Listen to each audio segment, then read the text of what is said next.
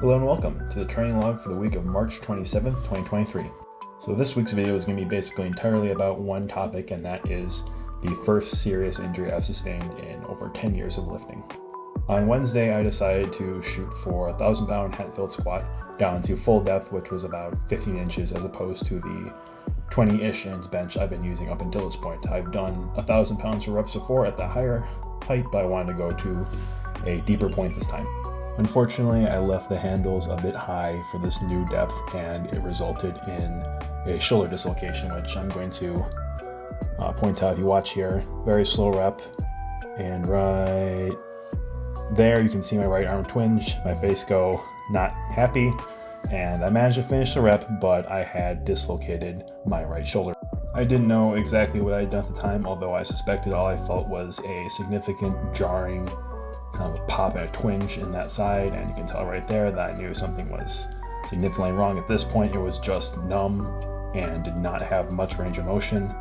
After going to urgent care and then the hospital, I got an x-ray to confirm that it was indeed dislocated.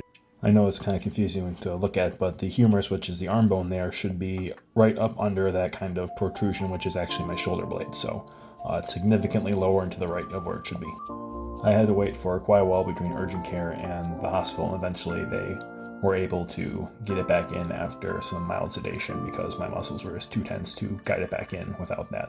As you can see here, both at urgent care and the triage at the hospital, the doctor and nurse were kind enough to write down how much I was lifting. So yeah, overall, not a very pleasant experience having a dislocated shoulder, especially when you're kind of sitting around with a lot of waiting for almost 6 hours. It's not very comfortable. It was very painful, and I don't really want to do that again, but it is much better now that it's back in. It's had a few days to heal. So, right after I got back from the hospital this time, and I promise if you just started watching these and watched the last couple months, I've only been to the hospital twice in my adult life, so it's just kind of a coincidence that they're like 2 months apart. But when I got back from the hospital, I went right back to squatting again, so I didn't take off these plates, the 50 kilogram calibrated plates, after, well, I guess before I went to urgent care. I had my brother help me take all the rest of the plates off, but those are still on. I couldn't really take them off that day, so I got in a few light squats just as kind of a way to get over it. And the next day I ended up figuring out a way to unrack the 50 kilogram plates with 1.25 arms, so it all worked out. So I guess the big question is, where exactly does this leave me? I was planning on taking the next 5-6 weeks to cut, which generally means I just have pretty minimal accessory work, just enough to maintain the muscle, and then I just kind of work on whatever I feel like. But obviously what I can work on right now is slightly limited, and I'm not sure if I want to embrace a full cut. I'm probably going to do a very easy cut because I don't think it's going to be a big deal. I'm a very minor deficit for this, but I don't want to be in an aggressive deficit when I can't work out half my upper body. But I plan to do excessive unilateral work on my upper body and then just essentially keep training legs as normal. There seems to be a lot of support that working one side of the body can help maintain strength and even size in the side you're not using. And I'm not particularly worried about imbalances. I don't think I'm going to grow my left side significantly in the month or two that my right side is going to be out of commission. And even if my right side does atrophy a little bit, it'll come back very quickly. Once you've gained muscle the first time, getting it back is basically trivial. So I'd rather have one half of my body strong and potentially keep the other side strong also than let everything atrophy together just for the sake of being symmetrical.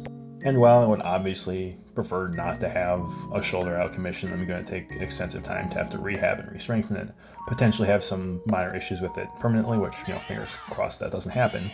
But, you got to take things in stride. I could sit here and catastrophize and woe is me and just feel terrible about this injury, or I can just take it as a chance to work on something new. So my left side's always been my weak side, being my non-dominant side, so this can give me a chance to pick it up. I'm going to be able to explore some more unilateral work. There's a lot of anti-rotational work you have to do for a lot of this one-sided stuff, so that's going to potentially help in the future.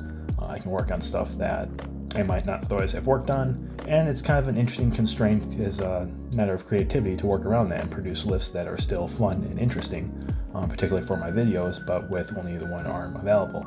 So yeah, it's not great. I don't like it. I'd rather have not dislocated my shoulder. I wish I would have just put my handles lower and not done it, but it happened now, so I'm just going to have to work around it, work with it, and make the best of it.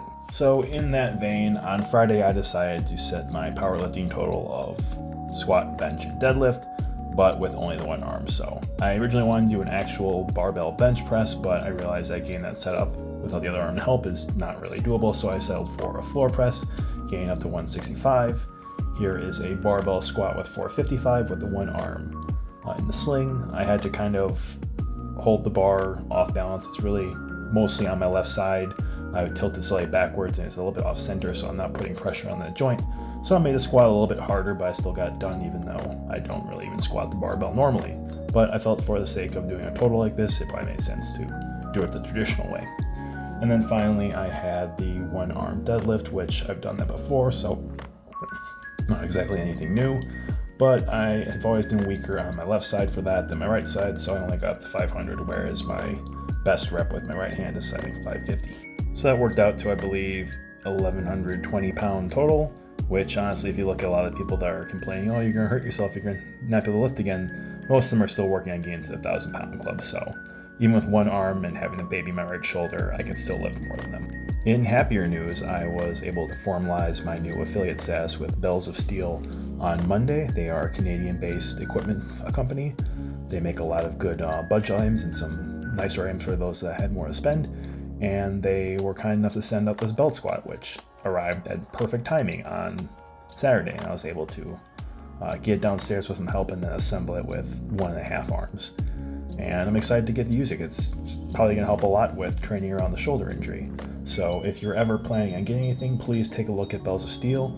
And if you decide you want to get something, check the links in my bio on any of the social media. So Instagram, TikTok, Facebook, there will be a link. Just follow that link. It'll take you to the Bells of Steel homepage. And if you buy anything in that browser window, it'll be credited to me. So if you're thinking about getting anything new, I would really appreciate if you use that link. You don't have to, but it would be great if you did. So that's this week's update. It looks like this next string of training logs will probably be really rehab focused, so that might be interesting or potentially even helpful for some of you. So we'll see where it takes me. It's a new chapter in my training, and let's hope it's a good one. I will see you guys next week.